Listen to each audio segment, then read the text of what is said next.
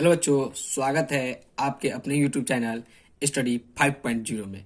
तो बच्चों, आज के वीडियो में हम क्लास 10th का विलोपन विधि पढ़ेंगे। तो बच्चों, आज के वीडियो में हम विलोपन विधि से हल करके समीकरण से x और y का मान निकालना सीखेंगे। तो बच्चों, अगर आपको विलोपन विधि से समीकरण हल करना नहीं आता है तो आप वीडियो में लास्ट तक बने रहे, जिससे आपको क्या होगा कि आपको विलोपन विधि से समीकरण हल करके x और y का मान निकालना आ जाएगा। और बच्चों, आज हम सरल से सरल तरीका में समझेंगे जिससे आप कभी भूल नहीं पाओगे, इसलिए आप वीडियो में लास्ट तक बने रहे। तो बच्चों, आप देख सकते हैं कि हमें यहाँ दो समीकरण दिया हुआ है। तो पहला समीकरण है 3x प्लस 4y बराबर 10। तो बच्चों, इसे हम क्या कहेंगे, इसे हम समीकरण 1 मान लेंगे। और बच्चों, आप देख सकते हैं उसी के नीचे मेरा जो दूसरा समीकरण दिया हुआ है 2x प्लस 2y बराबर 2। तो बच्चों, इसे हम समीकरण 2 मान लेंगे।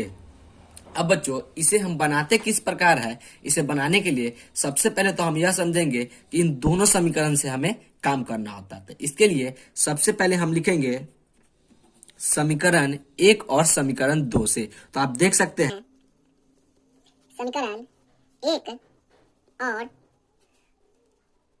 समीकरण 2 से। अब बच्चों, आप देख सकते हैं जो कि मेरा समीकरण 1 क्या है और समीकरण 2 क्या है। तो समीकरण 1 जो है मेरा, यहाँ पे देख सकते हैं 3x plus 4y is equal to 10। और समीकरण 2 मेरा क्या है 2x प्लस 2y बराबर 2। अब बच्चों, इसे हम बनाएंगे किस प्रकार, आप यहाँ वीडियो को ध्यान पूर्वक देखें। तो बच्चों, सबसे पहले तो हम एक लकीर ऐसे खींच देंगे। अब बच्चों, इसमें हम करते हैं विलोपन का अर्थ समझेंगे। सबसे पहले तो अब हम यह समझेंगे कि विलोपन का अर्थ क्या होता है। अब बच्चों, विलोपन का अर्थ यह होता है कि अगर हम x की संख्या को विलुप्त करते हैं तो हमें यह x के गुणांक से ऊपर के संख्या में गुना करना होगा और ऊपर x के गुणांक से हमें नीचे की ओर संख्या करना होगा।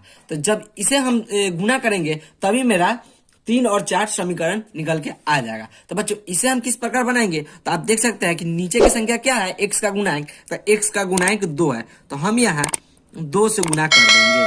और ऊपर में क्या है, x का गुणांक। तो x का गुणांक आप देख सकते हैं कि यहाँ 3 है, तो हम यहाँ 3 से गुना कर देंगे।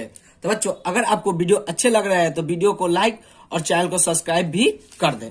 अब बच्चों, हम आगे देखेंगे। तो आगे किस प्रकार देखेंगे कि इन संख्या से हम इन सारे में गुना करेंगे और इन 3 से हम इन सारी संख्या में गुना करेंगे। तो आप देख सकते हैं कि सबसे पहले तो हम 2 से 3 में गुना करेंगे। अगर 2 से 3 में गुना करेंगे तो हमें हो जाएगा 2 3 यहाँ पे 6x। अब बच्चों, हम इसमें क्या करेंगे, इस 2 से हम 4y में गुना करेंगे। तो 2 से अगर 4 में गुना करेंगे तो हमें कितना हो जाएगा 8, और y ऐसे ही लिखा जाएगा। अब बच्चों, बराबर का साइन है तो हम बराबर का साइन लगाएंगे। अब बच्चों, आप देख सकते हैं 10 में अगर 2 से गुना करेंगे तो 10 दूना हमें हो जाएगा यहाँ 20। अब बच्चों, ठीक उसी प्रकार हम नीचे के संख्या में भी गुना करेंगे। अब बच्चों, आप देख सकते हैं अगर 3 से हम 2 में गुना करेंगे तो हमें हो जाएगा 3 दूनी 6, और x है तो x को हम ऐसे ही लिख देंगे, और प्लस का साइन है तो हम प्लस का साइन लगा देंगे। अब बच्चों, आप देख सकते हैं कि 3 में हमें 2y से गुना करना है। तो पहले हम 3 में 2 से गुना करेंगे तो 3 दूनी हमें हो जाएगा 6, और y को हम y ऐसे ही लिख देंगे। और बच्चों, फिर आप देख सकते हैं कि अगर 3 में हम 2 से गुना करेंगे तो हमें हो जाएगा 3 दूनी यहाँ पे 6। अब बच्चों, इसको हम क्या करते हैं कि एक लकीर हम नीचे की ओर पारते हैं।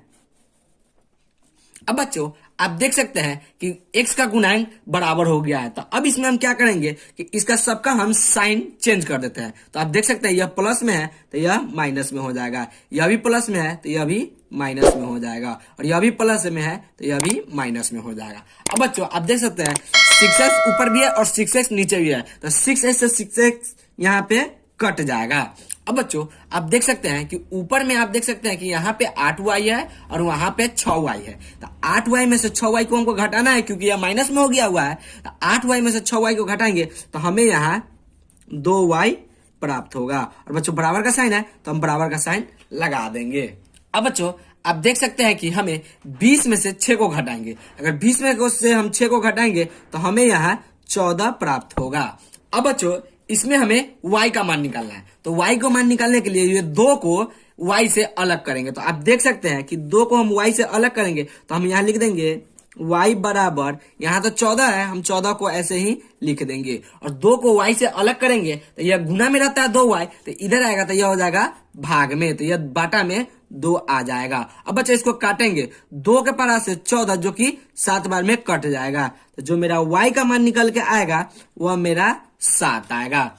अब बच्चों अब यह जो y का मान जो 7 आया है, इस y के मान को हम समीकरण 1 या समीकरण 2 में रखेंगे तो मेरा प्रॉपर x का मान भी निकल के आ जाएगा। तो आप देख सकते हैं कि मेरा समीकरण 1 क्या है। तो समीकरण 1 में आप देख सकते हैं 3x प्लस 4y बराबर 10 है। तो इसको सबसे पहले हम यहाँ पर ही लिखेंगे। तो आप देख सकते हैं कि अब हम इसको किस प्रकार लिखेंगे? अब हम इसे लिखेंगे y का मान समीकरण 1 में रखने पर। तो आप देख सकते हैं 3x प्लस 4y बराबर 10।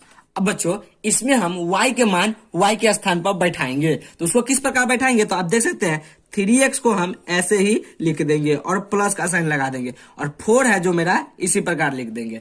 अब बच्चों यह दोनों संख्या आपस में गुना में रहता है, तो इसको y का मान बैठाएंगे तो यहाँ पे हमें गुना का साइन आ जाएगा, और y के जगह y का मान हमारा कितना निकल के आया है? तो आप देख सकते हैं कि मेरा y के मान 7 है, तो हम यहाँ पे 7 को लिख देंगे, और बराबर क्या है? बराबर के बाद हमें यहाँ 10 है।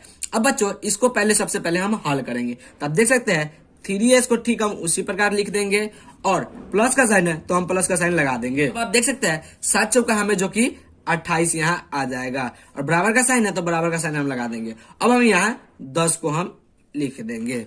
अब बच्चों इसमें हम क्या करेंगे? x के मान निकालने के लिए सबसे पहले तो हम जाति को मिलाएंगे। तो जाति को किस प्रकार मिलाएंगे कि आप देख सकते हैं कि यह 28 और बराबर के इस पर का जो 10 है यह दोनों एक जाति का है, और 3x एक अलग जाति का है। तो इसको हम सबसे पहले इस 28 को हम 10 की ओर ले जाएंगे। तो उसके लिए हम क्या करेंगे? 3x को ठीक उसी प्रकार हम लिख देंगे, और बराबर का हम साइन लगा देंगे, और 10 को हम ऐसे ही लिख देंगे। अब बच्चों आप देख सकते हैं कि यह जो 28 यहाँ पे प्लस में है, तो बराबर के इस पर जाएगा तो किसमें हो जाएगा? तो यह माइनस का 28 हो जाएगा।